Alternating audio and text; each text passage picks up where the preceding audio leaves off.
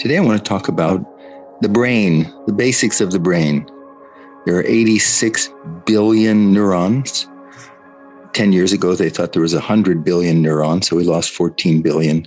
Somehow they calculated them wrong. Suffice to say, 86 billion neurons.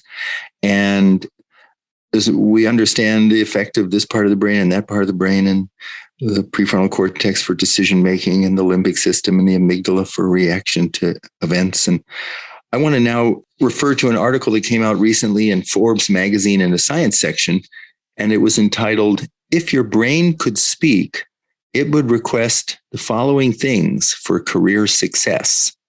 So this is the brain telling us what it wants to stay healthy in order for those 86 billion neurons and all the connections and all the different lobes and everything to function properly. Number one is the brain needs more blood. So it says, send me more blood so I can function to my full capacity. And studies show that exercise boosts blood flow to the brain. Now, I'm well aware some of you are in wheelchairs, and it's you're unable to exercise fully, but any type of exercise that you can do is important. Your brain needs blood to keep up its energy, to think and be creative. Exercise boosts blood flow to the brain. Even short bursts of physical activity increases blood flow, which in turn energizes you and clears your mind. Number two, and I found this very interesting, give me plenty of breaks so I can think more clearly.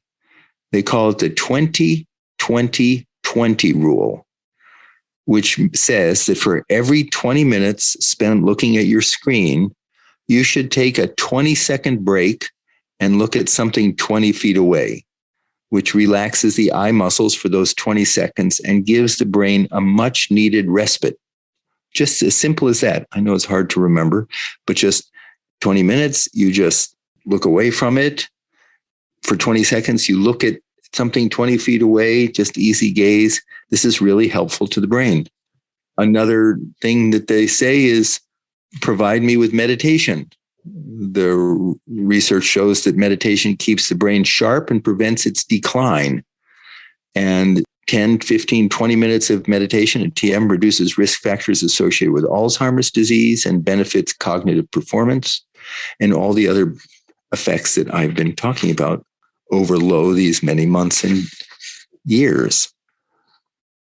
The other thing that the brain says to us is, give me a vibrant diet because I use more energy than any other body part. I've said this, the brain weighs about 2% of the weight of the entire body. It uses 20% of the calories. Without enough fuel, my neurons can't properly communicate with each other. That impairs function. And then I'm short on necessary resources. And they talk about the importance of omega-3 fatty acids. And they say, of course, a healthy diet pattern that includes fruits, leafy green vegetables, legumes, and whole grains. There's a lot of evidence to point to the importance of incorporating more plant in your diet. And another point is make sure I get plenty of shut-eye, because I work 24/7 and I can get irritable when I don't get enough sleep. Because even when we're asleep, our brain is never resting. It's listening, it's sensing, it's dealing with stressors to keep us safe.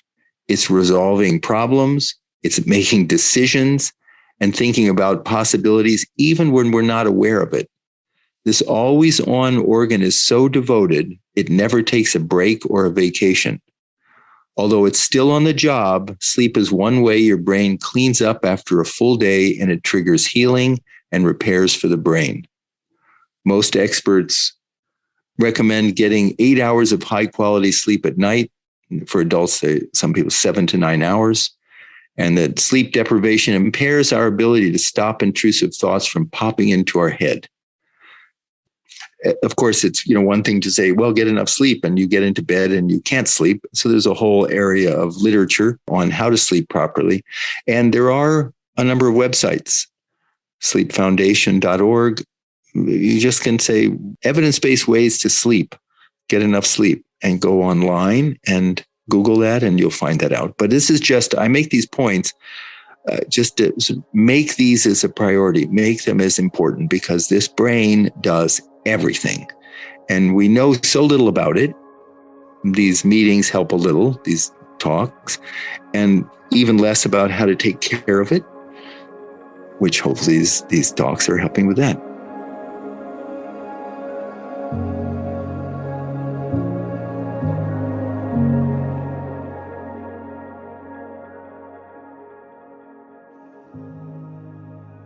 Something from Helen M. Luke, L-U-K-E, Helen M. Luke, called Important.